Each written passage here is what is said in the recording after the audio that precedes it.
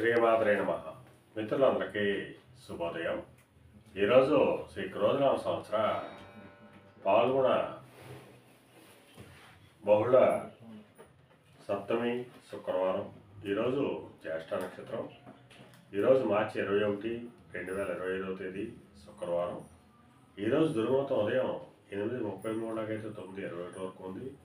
మరలా తిరిగి దుర్ముహూర్తం మధ్యాహ్నం 12:33 అయితే 1:21 వరకు కూడా దుర్ముహూర్తం ఇవ్వడం జరిగింది. ఈరోజు పంచాంగరీత్యా ఈ రకమైనటువంటి ఫలితాలకు వచ్చేస్తున్నాయి. అలాగే ఈరోజు నక్షత్రమైనటువంటి జ్యేష్ఠ నక్షత్రం ఎవరికి తారాబలం కుదురుతుందో మనం పరిశీలించినట్లయితే అశ్విని, భరణి, రోహిణి, ఆరుద్ర, పుష్యమి, మక, పొబ్బ, హస్త, స్వాతి, అనురాధ, మూల, పూర్వాషాఢ, శ్రవణం, శతార, ఉత్తరాభద్ర. ఈ నక్షత్రంలో జన్మించినటువంటి మన మిత్రులందరికీ కూడా ఈరోజు నక్షత్రం జ్యేష్ఠ అనుకూలంగా ఉంటుంది. అందువల్ల ఇప్పుడు చెప్పినటువంటి నక్షత్ర జాతకులందరికీ ఈరోజు సౌకర్యంగా ఉండే అవకాశం ఉంది.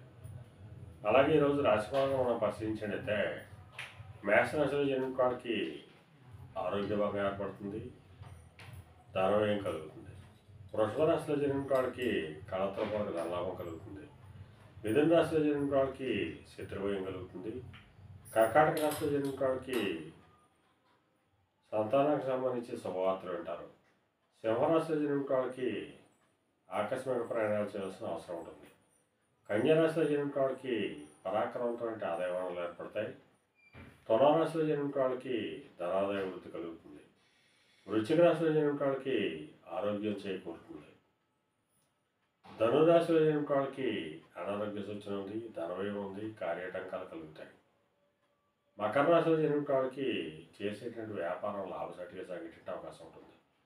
కుంభరాశిలో జన్మించిన వారికి ఉద్యోగ అవకాశాలు పెరిగేటువంటి అవకాశం ఉంటుంది. మీన రాశిలో జన్మించిన వారికి పితృరాజధానికి సంబంధించి శుభవార్తలు ఉంటారు. పితృవర్గీయులతో ఉన్నటువంటి విరోధాలు కూడా తొలగిపోయేటువంటి అవకాశం ఉంటుంది. ఈరోజు ద్వాదశ రాశి యొక్క ఫలితాలు ఈ రకంగా తెలియడం జరిగింది. అలాగే ఈరోజు కళారంగంలో ఉన్న వాళ్ళకి కానీ, కళాత్మకమైనటువంటి వస్తువులు ప్రయోగాలు చేసిన వాళ్ళకి కానీ, సుగంధ పరిమళ ద్రవ్యాలు ప్రయోగాలు చేసిన వాళ్ళకి కానీ, సౌందర్య సాధన ప్రయోగాలు చేసిన వాళ్ళకి కానీ ఈరోజు మిక్కిలి శుభదాయకంగానూ లాభదాయకంగా ఉండే అవకాశం ఉంది. అలాగే పాండిత్యం ధనార్జన చేసిన వాళ్ళకి, అలాగే ఆ పండితులకు కానీ, లాయర్లు కానీ, లేఖర్లకు కానీ, ఆడిటర్లకు కానీ, విలేకరులకు కానీ ఈరోజు మిక్కిలి శుభదాయకంగానూ లాభదాయకంగా ఉండే అవకాశం ఉంది. ఈరోజు పంచాంగరీత్యా ఈ రకమైనటువంటి ఫలితాలకు వచ్చేస్తున్నాయి. అలాగే ఈరోజు శుక్రవారం. అందువల్ల ఆ అమ్మవారిని, జగన్మాతని ఆరాధించిన, అమ్మవారికి క్షీరాన్నం నైవేద్యం చేసిన సర్వశుభాలు కలుగుతాయని చెప్పి శాస్త్రీత్యా తెలియడం జరుగుతుంది.